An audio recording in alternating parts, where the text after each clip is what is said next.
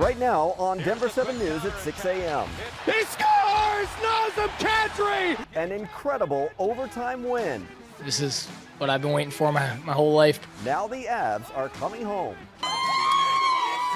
I couldn't be more happy with the Avs. We have team coverage this morning as the Avs are one victory away from hoisting the Stanley Cup. Downtown businesses and restaurants doing what they can to prepare for the crowds tomorrow. Some even relying on a robot to keep up with demand. Plus, she's known as the Avs' good luck charm, but now this young superfan needs your help to get to Game 5. When this kid walks in an ice rink to come watch these boys, she changes completely. Oh, and we need the good luck charm, we need her, we need all the fans, all the pom-poms, everyone cheering here. Good morning, I'm Nicole Brady. And I'm Brian Sanders. What a finish here in Tampa as things are wrapping up in Thunder Alley. This was the site of a huge watch party last night that fell silent with Lightning fans, and it was the Avs fans that were able to circle up with chants of "We want the cup, we want the cup" after an epic 3-2 overtime win. And Lisa, you know, every Avs fan is analyzing, what shirt did I wear? Which sock did I put on which foot? What did I eat? Because they want to do the same thing tomorrow night. You're right, exactly. All the superstitions are a go here over the next 24 to 36 hours. I was getting into bed and my 13-year-old daughter was out at the Tivoli Quad partying it up last night. So much fun. Great night, low mid 60s right now. Beautiful start to our day. We're going to be looking at winds anywhere from 5 to about 10 miles per hour out of the southwest. Mid 80s by noon, low 90s by about 4 o'clock. So your pool forecast looks pretty warm today. There's a slight chance we're going to see an isolated storm or two this afternoon. I'll show you that here on Futurecast in just a minute, but mainly warm and dry. Denver 92, Keensburg 93. In the mountains, you're going to find more 60s and 70s. 80s, though, for the foothills. Boulder, 88 degrees this afternoon. Coming up, we're going to take a look at some of the cooler than average conditions that are going to settle in over the state for the weekend, and then warmer weather returns right behind it when you look at our 10-day forecast. So a little of everything on our Super 7-Day. Details here in just a few minutes. No repeat of yesterday with overnight construction up at around El Rancho, Evergreen Parkway, the Buffalo Herd Overlook. That's actually looking pretty nice for us to the west as lanes are opening there after that paving, but we're still looking at one lane closed along westbound I-70 right here between Harlan and Wadsworth. Take a look from the camera over there. We had a rollover early this morning, then we have some road damage. That's why CDOT's hanging out over here on that left lane. So the right lanes are open. Most of the traffic goes eastbound, so it's going to be definitely a hazard for us out there. That you see on the drive times, it's really not that big of a deal for us right now, and seeing no big delays out on that side of town. The I-76 and 270 drives, those are the heaviest ones by far. The rest of the commute looks okay, whether it's on or off the highways. Keep an eye on it for you, especially out to that west side where it is quite a hazard. Let's go Avs! Overnight, you can see the Avs logo lighting up the Republic Plaza building in downtown Denver. We have team coverage this morning as the Avs now lead the Stanley Cup final 3-1. Micah Smith will look at how local businesses are getting ready for a Friday night crowd. Let's start with Brian in Tampa, though, because it is not a crowd there. It is quiet. Those Lightning fans went home quickly last night. Yes, everything is packing up here at Amalie Arena and headed back to Ball Arena for Game 5 tomorrow night, a chance to hoist the Stanley Cup. An incredible finish and a 3-2 overtime victory for the Avs in a game that had all the dramatics. It had some spectacular moments, also some strange moments starting 36 seconds into the game last night. Goalie Darcy Kemper got the start but had his mask knocked off, and that led to the Lightning's first goal.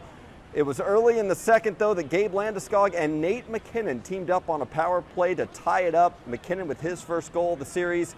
Early in the third, it was tied at 2 thanks to a shot that ricocheted off of Andrew Cogliano's leg. And in overtime, Nazem Kadri, who hasn't played since June 4th, was able to sneak in the winning goal. He's been out after having surgery on his thumb, and he picked quite a moment to make his comeback announcement. Roller coaster of emotions, just thinking I was done, and then having a sliver of hope, and sitting here right now it's kind of surreal. So I just was excited to join the team again and be in the dressing room, and this is what I've been waiting for my whole life.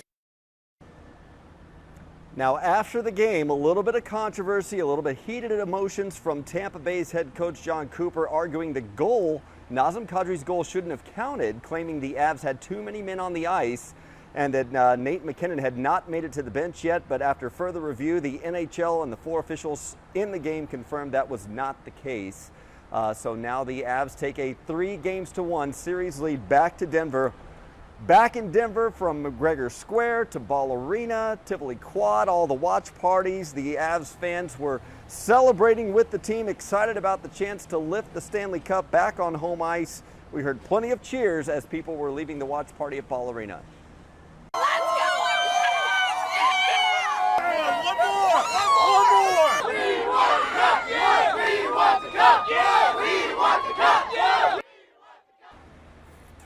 Yeah, find a way has been their mantra all season, and they found a way last night, and now the odds are in the Avs' favor with that 3-1 series lead. Teams with that lead are 35-1 in the Stanley Cup final. In fact, it's the same lead the Lightning had the last 2 years when they won the Stanley Cup. Hopefully we get to hoist it on home ice, Nicole. That's going to be such a great night. I think they already know it's over there in Tampa. Thanks, Brian. Businesses are excited, of course, for the final to return to Denver. Micah Smith joins us. And Micah, we know businesses have had a hard time hiring enough staff. One spot is actually using a robot to keep up. Yeah, listen to this, Nicole. Tom's Watch Bar here in McGregor Square recently unveiled a robot server. Now, this robot has the ability to do a lot of things, including bringing customers food right to their table. Tom's Watch Bar says, like many restaurants around here, they've been dealing with a labor shortage. And when you add in the huge business that they're doing because of the Stanley Cup final, they needed some help. Well, the robot is stepping in to help staff on nights when the crowds are big and it's tough to keep up with demand for food and drinks. We talked to Tom's Watch Bar operating partner Rafik Turkanovich while engineers were programming the robot, and we asked him, will this robot eventually replace human employees? He said absolutely not. This is not a cost-saving measure, but a tool to help their employees when the restaurant is packed like it was last night. We also asked Turkanovich if the robot will be able to move around during standing room only days, and his answer was yes. We have pretty strict ADA regulations, and that robot essentially follows that lane, right? And it has great maneuvering capabilities. I believe it has a 180-degree radius, so it senses any kind of motion and change. Turkanovich says the restaurant is under a non-disclosure agreement with the company behind this technology, so we don't know who created this robot. Robot also doesn't have a name yet, but there's an employee contest going on, so we should find out what the robot will be named very soon. If you want to see this robot in action, I'm told he's on the schedule for the rest of the week, especially on Friday when the crowd is expected to be huge here at McGregor Square. Reporting live, Micah Smith, Denver 7. Yeah, we'll really get to see how it handles the crowds there. Thanks, Micah. If you want to watch Game 5 live in person at Ball Arena, we checked Ticketmaster. The cheapest tickets right now are about $1,200. That's before processing and fees. And keep in mind, of course, those are tickets on the very upper levels. Denver 7 is your home for the Stanley Cup final. We'll have special coverage all day tomorrow. Of course, our pregame show at 5:30. You can watch the game right here at 6, and our postgame coverage when the Avs have won it at 10. Lisa. Pretty warm day tomorrow. Not as hot as what we're going to see today, but here's a look at your patio forecast on Friday. A better chance for a few afternoon thunderstorms tomorrow. Upper, it looks like 80s for highs. We'll be in the low to mid 80s by about 4 o'clock as we get some building clouds, and then 78 right around 7. But still some pretty nice weather if you're heading out tomorrow afternoon for Game 5. It is going to be awesome downtown tomorrow. You know where I'm going to be during the game? Oh, no. At Moulin Rouge at DCPA, probably checking my phone every 10 minutes. You're right. There's going to be a lot of that probably. I wonder if the actors will just go ahead and break character and announce it. Right now we have this situation I've been talking about all morning long. We had a rollover crash out here on I-70 right before you get to Wadsworth. Look at the damage to the guardrail right there. So that has to be cleaned up before they can open up these lanes. So just the right lane is getting through between Harlan, Sheridan area, and Wadsworth. Minimal delays for now, but we'll keep an eye on this situation for you out west. Say goodbye to surprise medical bills, the new rules that will require health agencies and insurers to be upfront with you. And we know the Avs are the best on the ice, but who's the best dressed?